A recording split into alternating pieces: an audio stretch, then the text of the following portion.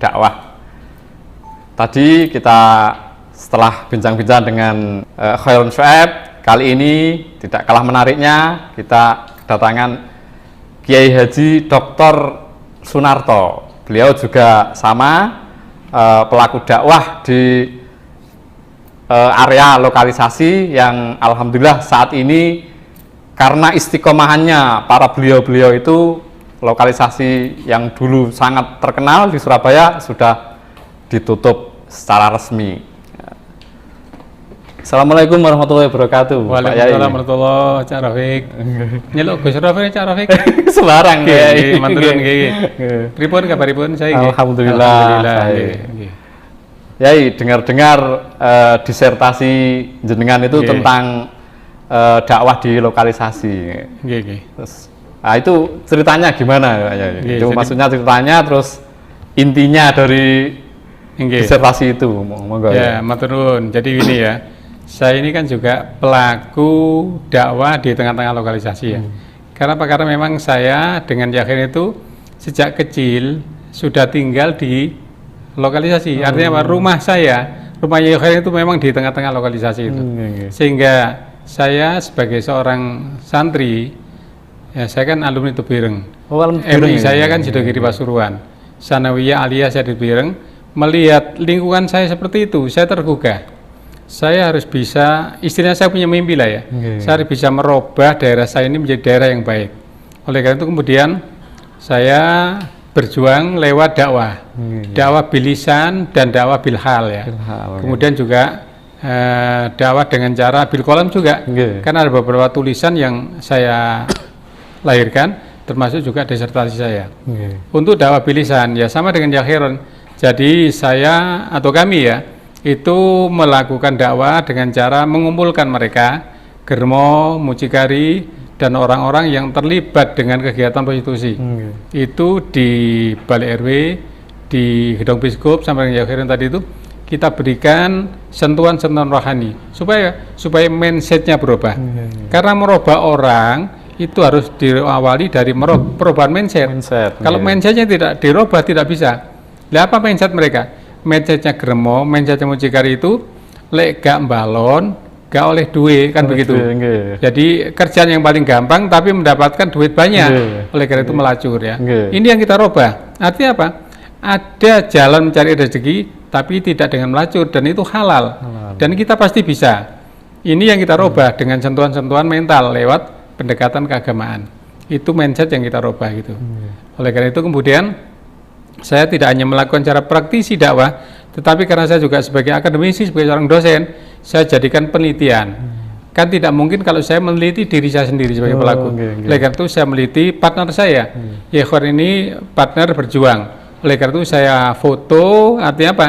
Saya teliti kegiatan beliau, sekaligus juga saya sebagai pelaku juga, saya teliti dengan tipologi seorang kiai.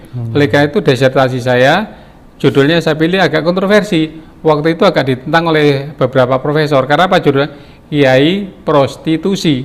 Ya itu kan dikotomi. Kiai kok gandengane kalimatnya prostitusi. Ya, ini yang menjadi kontroversi.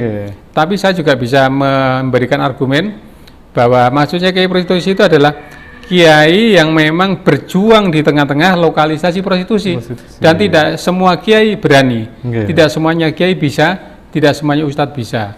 Oleh karena itu ini judul yang saya ambil, kemudian saya teliti. Apa yang saya fokus penelitiannya? Penelitiannya adalah metode dakwahnya.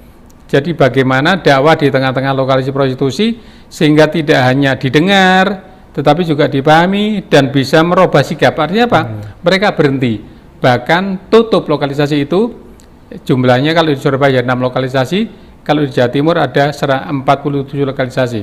Kalau wali kota itu hanya deklarasinya saja, tapi di lapangan yang berdarah-darah ya kami-kami ini yang bersentuhan dengan preman, bersentuhan dengan para pendukung mereka itu ya. Jadi kami juga pernah duel terus saja ya, pernah tukaran itu dengan orang yang mendukung tidak setuju dengan penutupan itu.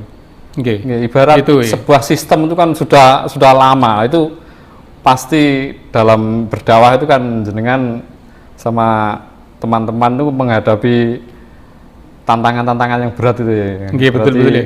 kayak preman atau orang-orang yang istilahnya perekonomiannya terancam dengan tutupnya betul. itu sampai se ekstrim apa ya? Ya, jadi begini ya.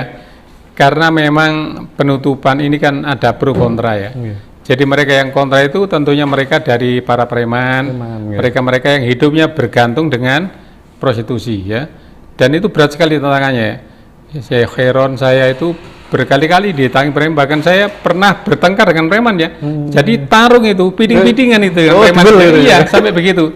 Ya, karena saya mempertahankan dakwah saya, lah premannya takut kehilangan penghasilan itu. Itu pro kontranya. Termasuk juga ketika akan penutupan juga ada pro kontra ya. Jadi rumahnya ya Khairun di demo, rumah saya didatangi, bahkan ada yang banyak yang menyatakan saya disantet germo sampai sakit ya. Seperti itu, macam-macam ya. Jadi itu wallahu alam lah. Yang penting saya berjuang karena Allah berjanji intan surullah yansurkum wa yusabbit aqdamakum. Itu memacu saya. Saya tidak peduli apa risiko, bahkan mati pun saya bela. Kalau untuk kepentingan agama dalam rangka nahi mungkar itu ya. Jadi seperti itu, ada tantangan yang berat sekali, tantangan fisik dan tantangan non fisik. Kalau dibanding dengan Rasulullah, para sahabat nggak ada apa-apanya. Saya ini ya, beliau sudah berdarah-darah, saya hanya seperti itu saya kira tidak ada apa-apanya. Dan yang terpenting kemudian endingnya, ketika sekarang tutup lokalisasi itu banyak keuntungan. Masyarakat rumahnya menjadi harganya melambung ya. Dulu nggak laku, orang mau beli rumah di tengah-tengah lokalisasi nggak ada yang mau. Ya nggak, kasarannya gini, dikena nodo nggak gelem gitu deh. Sekarang ini melambung miliatan itu ya. Begitu tutup bersih, ekonominya tumbuh dan harga rumah menjadi melambung. Mereka baru bisa merasakan oh bener, lengono penutupan itu betul. Baru merasa mereka.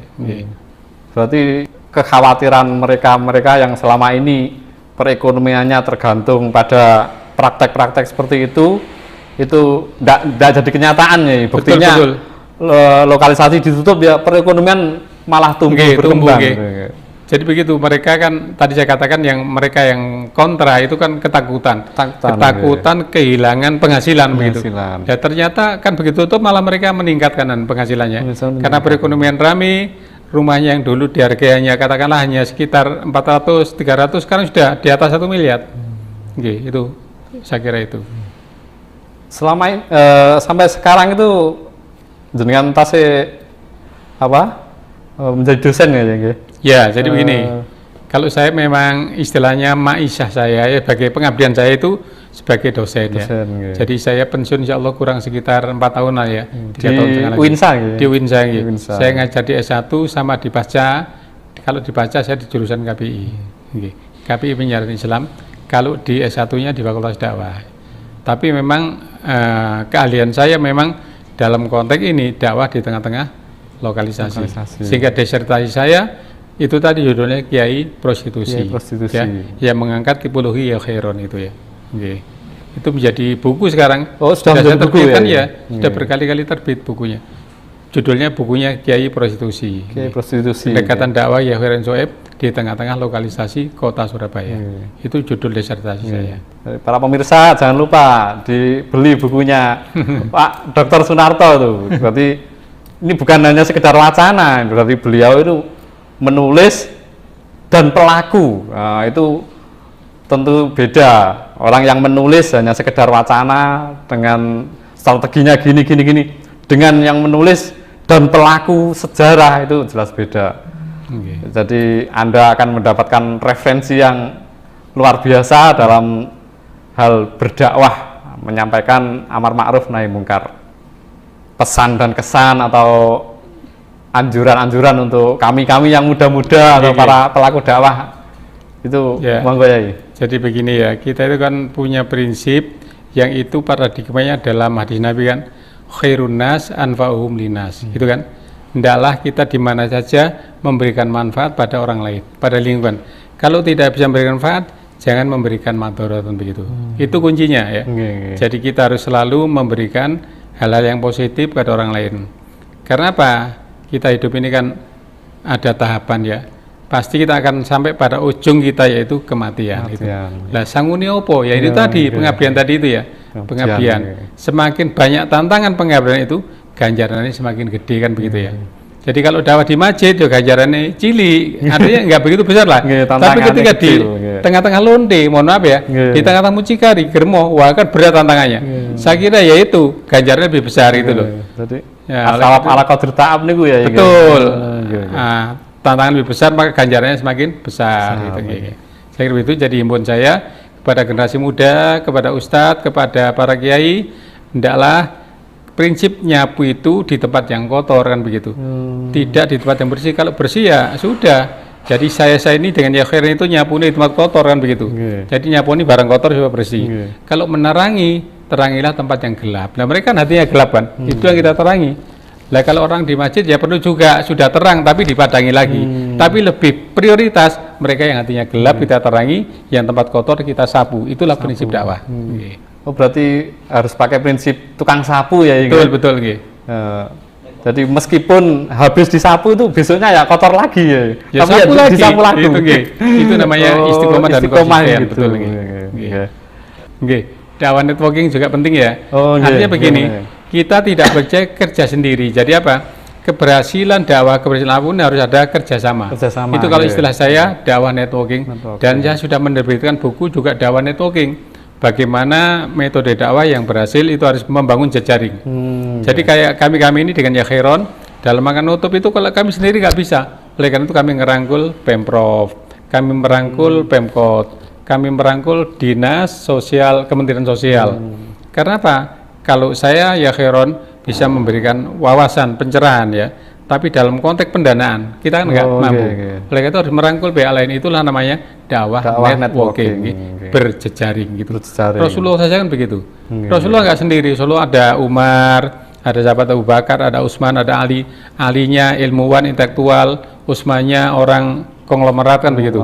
Yang Umar bin Khattabnya orang yang butuh keberanian kan begitu. Jadi begitu penting sehingga berhasil dengan berjaring berbagai macam heterogenitas itu akan menentukan keberhasilan kita. Indah lah ya. Apa karena apa? Pelangi itu indah karena berwarna-warna gitu ya. Itu pentingnya bersinergi. Bersinergi betul nggih. Nggih saya kira begitu. Pemirsa, demikian tadi ngobrol santai kita dengan Kiai Haji Khairon Syuaib dan Kiai Haji Dr. Sunarto, penulis buku Kiai Prostitusi. Itu dicari itu di toko-toko buku itu, insya Allah ada ya. Para pemirsa, dakwah yang menarik, dakwah yang bagus adalah dakwah yang cantik, bukan dakwah yang memvonis dan menghardik, dakwah yang merangkul, bukan dakwah yang memukul. Terima kasih atas perhatian Anda. Sampai berjumpa kembali dalam sesi bincang tokoh selanjutnya. Assalamualaikum warahmatullahi wabarakatuh. Waalaikumsalam warahmatullahi wabarakatuh.